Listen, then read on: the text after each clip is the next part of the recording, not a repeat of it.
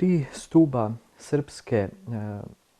srpskog naroda u Habsburškoj monarhiji bili su graničari, crkva i stanovništvo provincijala, odnosno građanstvo. Provincijal Ugarski, dakle civilne oblasti Ugarske, bile su tokom 18. veka prostor na kojem su Srbi živeli dosta razbijeno. Bilo je oblasti u kojima su Srbi činili većinu ili činili važan deo stanovništva, pošavši od prostora današnje severne Srbije, pa do oblasti u kojoj su imali svoja naselja oko Budima, Pešte, Sent-Andreje. Između njih je bilo oblasti u kojima nije bilo Srba. I zaista je bilo teško uspostavljati tokom 18. veka komunikaciju između jednog ili drugog srpskog centra. Ali u tim naseljima, posebno onim gradskim, formira se po prvi put u srpskoj istoriji jedan sloj stanovništva koji je znatno pokretljiviji u odnosu na seosko stanovništvo koje se bavi zemljoradnjom i često ne napušta svoja naselja ili ne odlazi daleko od njih. To stanovništvo koje u gradovima počinje svoj život, to srpsko građanstvo, je u 18. veku imalo poseban značaj i značaj tog stanovništva je samo rastao kako je odmicao 18. ili 19. vek. To stanovništvo je u stvari polako preuzimalo primat u vođenju srpske politike u odnosu na crkvu. To stanovništvo je na kraju, to građanstvo je na kraju formiralo i političke partije u 19. veku i bilo nosilac ideje Srpske Vojvodine. Ta ideja Srpske Vojvodine koja se javila u jednom obliku krajem 17. veka, značajna je u tom trenutku, krajem 17. veka, imala je i jednu važnu komponentu, imala je srpskog podvojvodu. Dvor je dozvolio da se izabere 1691. godine srpski vojvoda, pa pošto nije mogao da to bude grof Đorđe Branković, onda su rekli da izaberu podvojvodu. Srbi su naime hteli grofa Đorđa Brankovića, on je bio pod sudskom istragom, pa dok ta istraga ne bude okončana, Srbi su dobili pravo da izaberu podvojvodu. I od same te činjenice da su oni izabrali tog podvojvodu i samog tog izraza njegovog zvanja, mi vidimo da u stvari Srbi pokušavaju, tražeći svoju teritoriju, i da joj daju to ime Vojvodine. Kada su konačno to uradili 1848. godine, oni su istakli da je to srpska oblast u kojoj neće biti diskriminisani ni drugi narodi koji tu žive. I to su posebno, prevodili su čak određene zakone tokom 48. 49. koje su donosili, prevodili su na druge jezike da bi približili tu činjenicu drugim ljudima, ali od te ideje Srpske Vojvodine oni više nisu odstupali i smatrali su da imaju pravo na tu političku oblast. Već sam rekao, ona je menjala svoje geografske okvire sve do 1848-49. kada su definisali da Srpsku Vojvodinu čine Srem, Bačka, Banat i Baranja. Često se kod nas u historiografiji, naročito posle Prvog svjetskog rata ili drugog, zaboravlja da je Baranja činila sastavni deo Srpske Vojvodine i da je kao takva, kao deo Srpske Vojvodine, ušla u sastav Kraljevine Srbije 1918. godine. Dakle, da je i ona bila jedan njen deo. Ta ideja, kao što sam već pomenuo, bila je snažna kod srpskog građanstva. Srbi su na prostoru južne Ugarske živeli u oblastima koje su,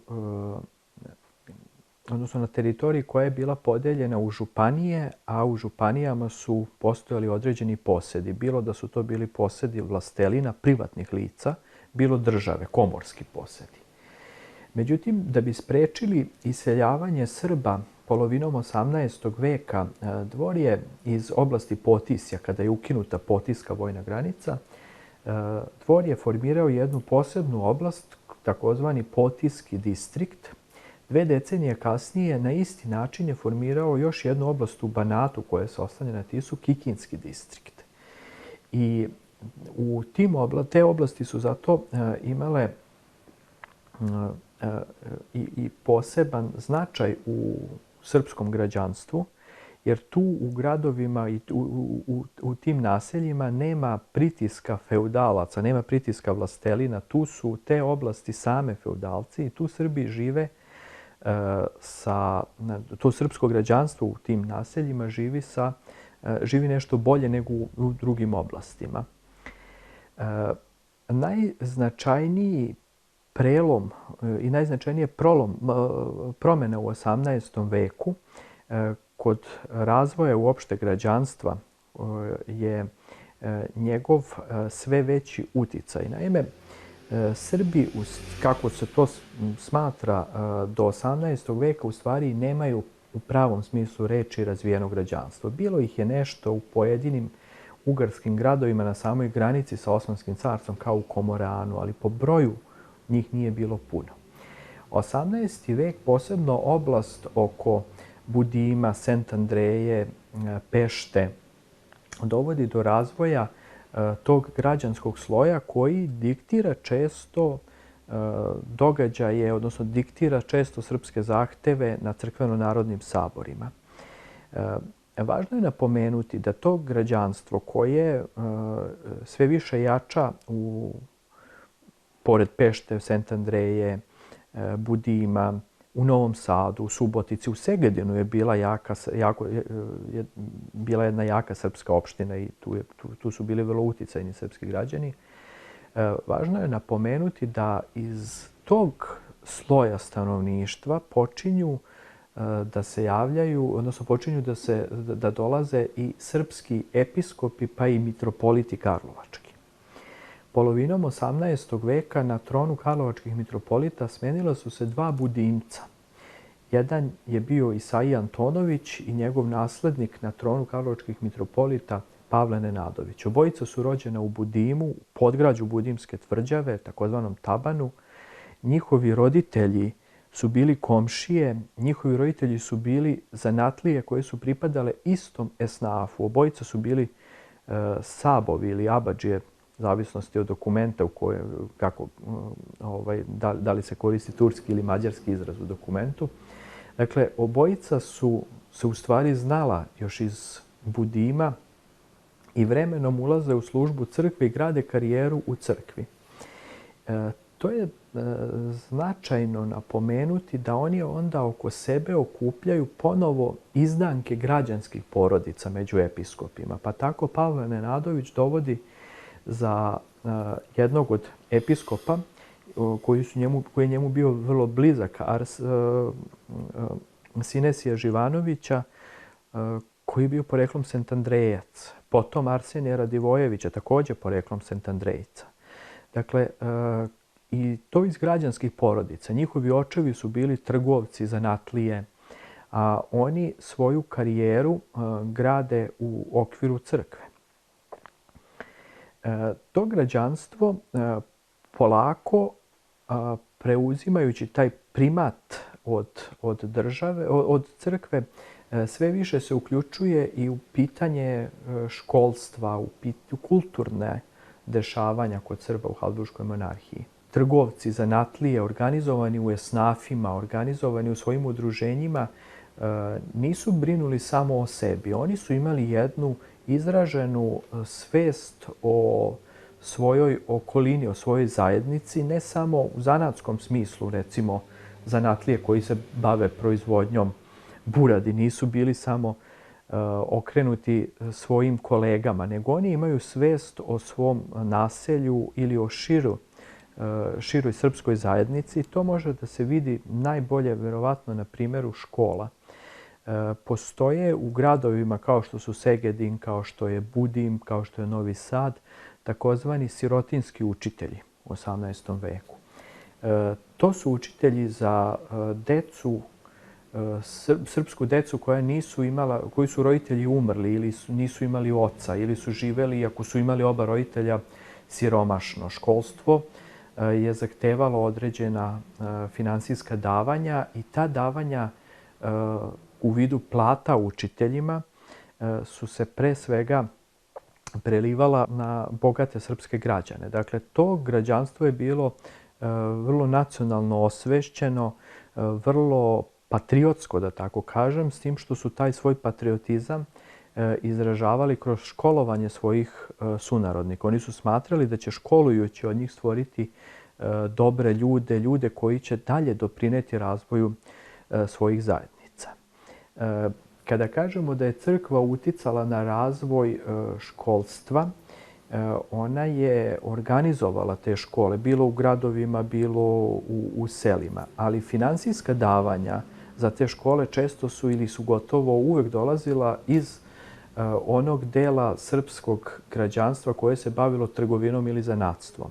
Pa je tako najveći doprinos finansijski za osnivanje Karlovačke gimnazije dao Dimitrije Sabov, jedan od najbogatijih trgovaca.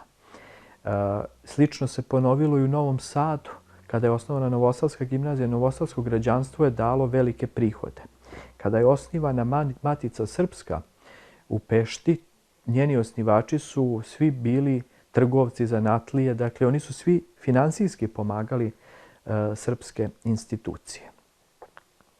Ta pomoć koja je išla od građanstva srpskim kulturnim institucijama pa i srpskoj crkvi nije mimo išlo ni plemiće. Srbi nisu imali velik broj plemića. Plemstvo kod Srba bilo je, kada bi se posmatrala cela Habsburška monarhija, u onom delu koje zovemo najčešće sitnim plemićima. To nisu bile osobe sa velikim posedima. Mnogi srpski plemići su u stvari dobili plemstvo zahvaljujući svojoj građanskoj karijeri koju su obavljali. Da li su bili dobri advokati ili su bili dobri školski direktori. Bilo je dobrih slikara koji su oslikavali srpske hramove pa na kraju stekli plemstvo. Ali takvo srpsko plemstvo bilo je takođe vrlo darežljivo prema srpskim školama, prema srpskim kulturnim institucijama. Najbolji primjer za to je naravno Sava Tekelija koji je velika sredstva ostavio Matici Srpskoj, koji je osnovao i iz čijih sredstava su osnivane i biblioteke i pomagane škole. Dakle, to plemstvo koje nije bilo ni po broju veliko, ni nije bilo toliko uticajno u državi gdje su zaista velike, stare plemićke porodice vodile državu, imalo je svoj način da doprinese razvoju Srba. Trgovci koji su bili dobro povezani i bili su osobe koje su po prirodi svog posla, pored trgovine, dobru pažnju imali uvek dobre informacije, mogli da dobru pažnju poklone i političkim dešavanjima, ne samo u Habsburškoj monarhiji, nego i u Evropi. Treba reći da srpski trgovci nisu trgovali samo unutar države, nego su se bavili spoljnom trgovinom. Pa srpski trgovci u Trstu su trgovali, njihovi brodovi su išli i do Amerike. Dakle, to nisu bili trgovci koji su se bavili nekim sitnim poslovima. To su bili zaista trgovci koji su vodili veliku trgovinu, koji su dobro zarađivali i ta sredstva koristili i, između ostalog, i za razvoj svojih sredina. Pomagali su podizanje crkava. Mi danas, kada bi ušli u većinu crkava ili većinu hramova na prostoru recimo Bačke, ili Novog Sada, mogli bi da vidimo i ktitorske zapise bogatih građana. Bilo da su oni bili trgovci, bilo da su oni bili zanatlije, oni su svoje ime na neki način ovekovečili i tim velikim prilozima. Bilo je onih čija imena ne vidimo na zidovima hramova, ali koji su doprinosili tako što su poklanjali knjige, tako što su pomagali osnivanje biblioteka, štampanje knjiga, bili mecene prvih srpskih pisaca, umetnika i tako dalje. U tom smislu treba posmatrati u stvari Srbe u Habsburškoj monarhiji, odnosno te segmente njihove prošlosti Srba u Habsburškoj monarhiji kao nesumnjivu mešavinu uticaja crkve, građanstva, graničara. Dakle, nisu ni Karlovačka mitropolija, ni srpski trgovci, ni srpski plemići, ni srpski graničari delovali posebno. Njihova delatnost je uvek podrazumevala određene veze među njima, određeno sadejstvo među njima. Kada mitropoliti idu u Beč i pokušavaju da, podmićujući određene ljude u Beču, nešto dobiju, one se oslanjaju na financije koje im omogućava građanstvo. U zahtevu kada nešto traže, oni se oslanjaju, recimo ako traže nešto posebno za oblast vojne granice, oni se oslanjaju na srpske oficire i na njihove potpise. Kada brane privilegije, oni se tu uvek oslanjaju na činjenicu da su Srbi verni vojnici. Kada pokušavaju da organizuju škole, oslanjaju se i na finansijsku snagu svojih sugrađana, na finansijsku snagu i trgovaca i plemića. Dakle, svi ti segmenti srpskog društva u Habsburškoj monarhiji doprinosili su tokom 18. veka izgradnji srpske nacije i omogućili da, ulazeći u 19. vek, u vreme Srpske revolucije, omogućili su da Srbi imaju dovoljan broj, Srbi na prostoru Habsburške monarhije imaju dovoljan broj obrazovanih, dovoljan broj osoba koje su bile na visini zadatka da kada je došlo do prvog i drugog srpskog ustanka ili perioda posle drugog srpskog ustanka kada su izgrađivane srpske institucije, mogu da pređu u Kneževinu Srbiju i da pomognu svojim znanjem i konkretnim predlozima u izgradnji srpskih institucija. Tako da su i srpski vladari, kao što je bio knez Miloš, imali uvek u svojoj službi te takozvane Srbe prečane koji su pomagali izgradnji njegove vlasti, institucije u Srbiji i koji su u stvari tu bili prisutni tokom čitave prve polovine 19. veka.